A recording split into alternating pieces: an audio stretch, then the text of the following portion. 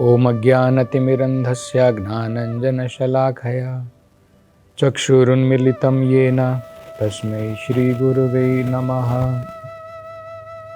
नमो ओम विष्णुपदाय कृष्णप्रेष्ठाय भूतले श्रीमते भक्तिवेदांत स्वामिनिति नामिने।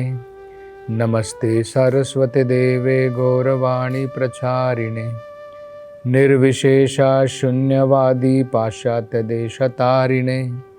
जय श्री कृष्ण चैतन्य प्रभु नित्यानंद श्री अद्वैत गदाधर श्रीवासदि गौर भक्त वृंद। हरे कृष्णा कृष्ण कृष्ण हरे हरे, हरे राम राम राम हरे हरे। हरे कृष्णा। तो परीक्षित महाराज ने प्रश्न किया था शुकदेव गोस्वामी जी से कि वृत्रासुर एक असुर होकर के भी इतना महान भक्त कैसे बन गया, क्योंकि मुक्तानाम अपि सिद्धानाम नारायण परायण। मुक्तों में सिद्धों में भगवान नारायण को जो अत्यंत प्रिय है, कोटिषु अपि महामुने, ऐसे करोड़ों लोगों में भी सुदुर्लभ है। तो ये प्रश्न जो है परीक्षित महाराज ने पूछा था कि भगवान का शुद्ध भक्त जो होता है वो तो बड़ा सुदुर्लभ है, बड़ा मुश्किल है ऐसा भक्त मिलना। तो वृत्रासुर एक असुर के घर में एक असुर के रूप में उनका जन्म हुआ, लेकिन फिर भी ऐसे महान भक्त वो कैसे बन गए। तो अब इसका उत्तर देते हुए शुकदेव गोस्वामी जी वृत्रासुर का पिछला जीवन बताते हैं। अपने पहले जीवन में वृत्रासुर कौन था उसका वर्णन करते हैं, उसका इतिहास बताते हैं। तो कहते हैं कि ये वृत्रासुर अपने पहले जीवन में एक राजा था जिसका नाम था चित्रकेतु। और ये चित्रकेतु कहाँ का राजा था? शूरसेन का राजा था।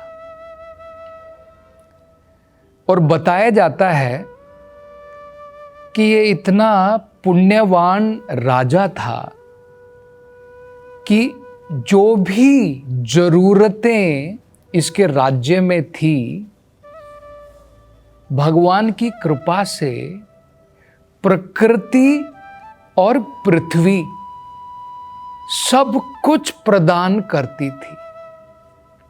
ये बड़ा महत्वपूर्ण है। जब राजा दुष्ट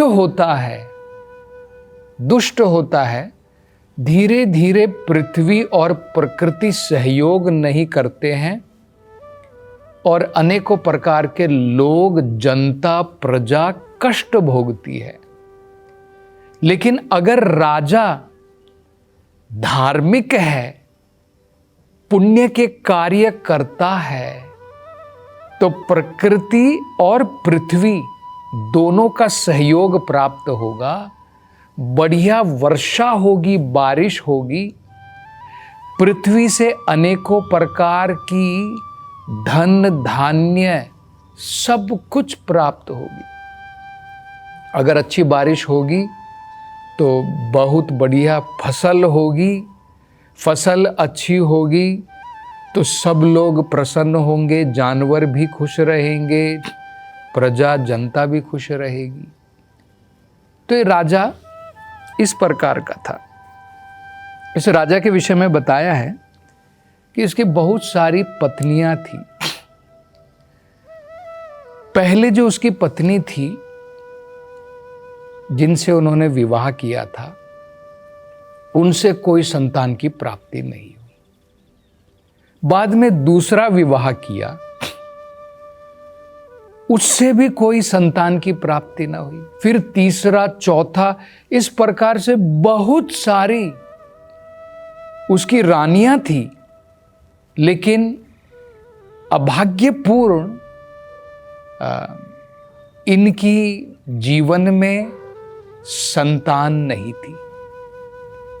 किसी भी रानी के द्वारा इन्हें पुत्र की या संतान की प्राप्ति नहीं हुई। उनके स्वयं के विषय में बताया जाता है कि वो अत्यंत सुंदर थे। उनके पास में सभी प्रकार का ऐश्वर्य भी था। उनका जन्म एक अच्छे घराने में हुआ था। वो विद्या से भी परिपूर्ण थे, मतलब सभी प्रकार के बढ़िया गुण थे उनके अंदर में, लेकिन फिर भी निसंतान थे। उनके पास में कोई संतान नहीं थी और इसके कारण वो थोड़े दुखी रहते थे, बड़े चिंतित रहते थे। एक बार क्या हुआ, क्योंकि इस विषय में हम देख सकते हैं कि चाणक्य पंडित जी भी कहते हैं, पुत्रहीनम ग्रहम शून्यम। अगर घर में संतान नहीं है, केवल पति और पत्नी मात्र हैं, तो वो घर बड़ा वीरान होता है, शून्य के बराबर है। मतलब वहां पर घर में पति पत्नी खुश नहीं रहते। पुत्रहीनम ग्रहम शून्यम। तो ये परिस्थिति थी चित्रकेतु की। तो एक बार क्या हुआ, बड़े ही भाग्यवश एक महान ऋषि, अंगिरा ऋषि, जो अत्यंत आध्यात्मिकता में अग्रणी थे, वो घूमते घूमते राजा चित्रकेतु के राज्य में पहुंच गए। तो वहां पर पहुंचने के पश्चात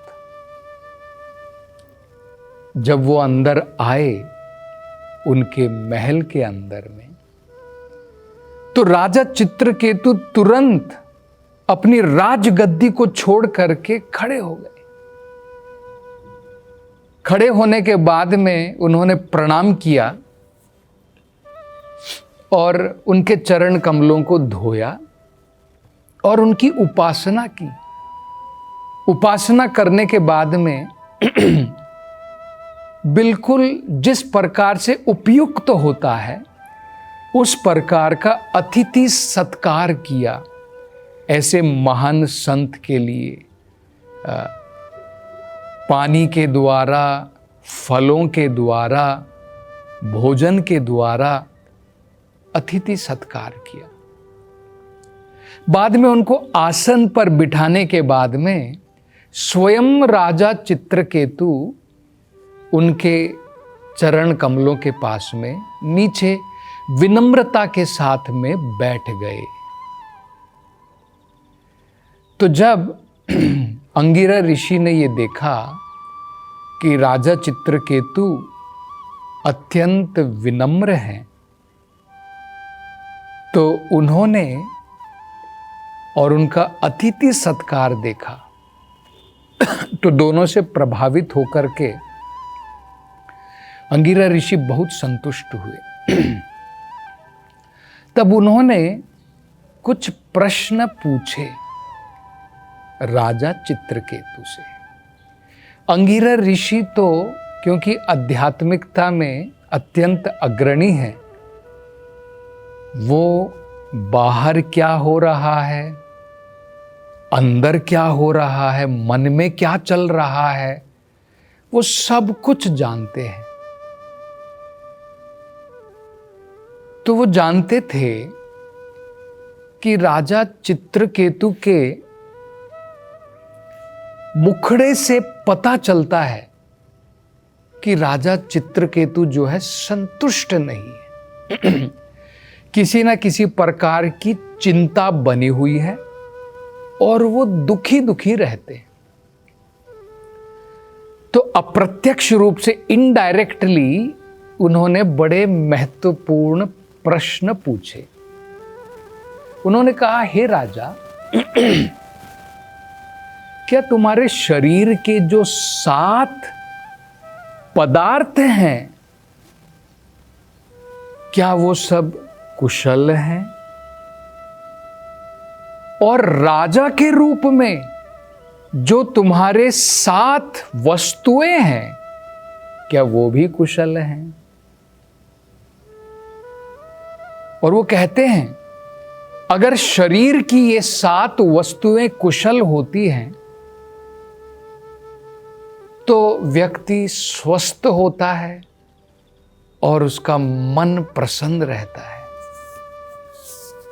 इसी प्रकार से राजा अगर उसकी 7 वस्तुएं जो बताते हैं, क्या है वो 7 वस्तुएं, अगर वो सब सही है, भली भांति कार्य कर रहे हैं, तो राजा भी प्रसन्न रहेगा। तो ये शरीर की 7 वस्तुएं क्या हम देख सकते हैं। देखिए, अगर शरीर बीमार है और मन में चिंता है तो हम खुश नहीं रह सकते। शरीर स्वस्थ है और मन भी प्रसन्न और शांत है, तब हम प्रसन्न रह सकते हैं, तब हम खुश रह सकते हैं। कई बार शरीर स्वस्थ हो सकता है लेकिन मन में अनेकों प्रकार की चिंताएं होती हैं, तब हम प्रसन्न नहीं रह सकते हैं। और मन प्रसन्न, अगर हमारा मन शांत भी है लेकिन शरीर अगर प्रॉब्लम दे रहा है, तब भी हमारा मन खुश नहीं रहेगा। मन में चिंता नहीं है लेकिन शरीर अगर स्वस्थ नहीं, अस्वस्थ है, बीमार है, तब भी हम प्रसन्न नहीं रह पाएंगे। तो ये 7 वस्तुएं क्या है? ये 5 इंद्रियों की वस्तुएं हैं। अहंकार है, मन है, तो ये 7 वस्तुएं होगी। और अगर ये सब सकुशल है तो व्यक्ति प्रसन्न रहेगा। इसी प्रकार से राजा जो होता है उसकी 7 वस्तुएं बताई गई।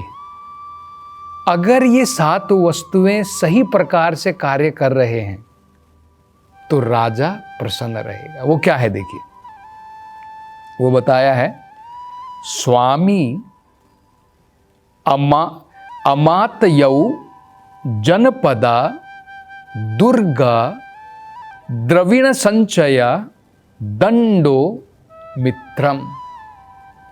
क्या क्या है देखिए। स्वामी का मतलब है जो उनके गुरु हैं, जो उनको दिशा दिखाते हैं, कैसे हमें राज्य करना है। जैसे देखिए, आज से कुछ साल पहले भी हम देख सकते हैं, चाणक्य पंडित जो हैं सलाहकार थे राजा के लिए, राजा चंद्रगुप्त के लिए। इसी प्रकार से ब्राह्मणगण राजा को सही प्रकार की दिशा, उनको सही प्रकार की शिक्षा प्रदान करते थे। ये बहुत महत्वपूर्ण है। राजा अपनी मनमानी नहीं करता है, राजा ब्राह्मणों की सलाह के उसके प्रकार से राज्य का कारभार संभालता है। तो पहला हो गया स्वामी, मतलब जो उनके गुरुजन हैं, जो उनको सलाह देते हैं। दूसरा होता है अमातयौ, जो राजा के मंत्रीगण हैं। कोई प्रधानमंत्री है राजा का, कोई कमांडर है, सेना का कोई नायक है, अलग अलग प्रकार के पद के अधिकारी होते हैं जो राजा के लिए कार्य करते हैं। वो सब कुशल रहने चाहिए, खुश रहने चाहिए, तब राजा खुश होगा। उसको ब्राह्मणों गुरु के द्वारा अच्छा निर्देश, संदेश, शिक्षाएं प्राप्त होनी चाहिए, तब वो खुश रहेगा। तो 2 हो गए। तीसरा, जनपदा, जो उसकी प्रजा है, अगर वो खुश है तो राजा भी खुश रहेगा। प्रजा असंतुष्ट है, विद्रोह चल रहा है, जगह जगह पर लोग जो है नारे लगा रहे हैं ये राजा खराब है, तो राजा खुश नहीं रह सकता है। तो तीसरा हो गया जनपदा, उसकी प्रजा। चौथा हो गया दुर्ग। दुर्ग मतलब राजा की जो सीमाएं होती हैं, बाउंड्री जो होती है उसके राज्य की, क्या वो सकुशल है? जैसे अगर हमारा भारत देश है तो हमारे भारत देश की अलग अलग सीमा है। चाइना से मिलती हुई हमारा बॉर्डर है, दूसरे देशों से पाकिस्तान से मिलता हुआ हमारा बॉर्डर है।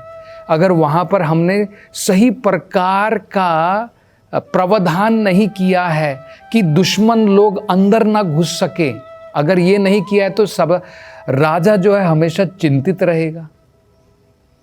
तो ये भी बड़ा महत्वपूर्ण है कि दुर्ग, उसकी जो बाउंड्री है वो सकुशल है। द्रविण संचया, उसका जो खजाना है, ट्रेजरी जो उसकी है, जो टैक्स लेता है, पैसे जो गवर्नमेंट के पास में है, वो भी होने चाहिए बढ़िया प्रकार से, नहीं तो वो जनता की सेवा कैसे करेगा। तो ये भी हो गया। बाद में दंडो, जो उसने कानून बनाए हैं उसका पालन हो रहा है कि नहीं। और मित्रम, जो उसके राज्य के सहयोगी राज्य हैं, जो उसके मित्र हैं, उनके साथ में उसका अच्छा संबंध है कि नहीं। इन सब के द्वारा राजा जो है अत्यंत खुश रहता है। तो ये पूछ रहे हैं चित्रकेतु से अंगिरा ऋषि कि क्या तुम्हारा शरीर और तुम राजा के तरीके से खुश हो या नहीं। तो और आगे इस विषय में चर्चा अगली कथा में करेंगे। हरे कृष्णा।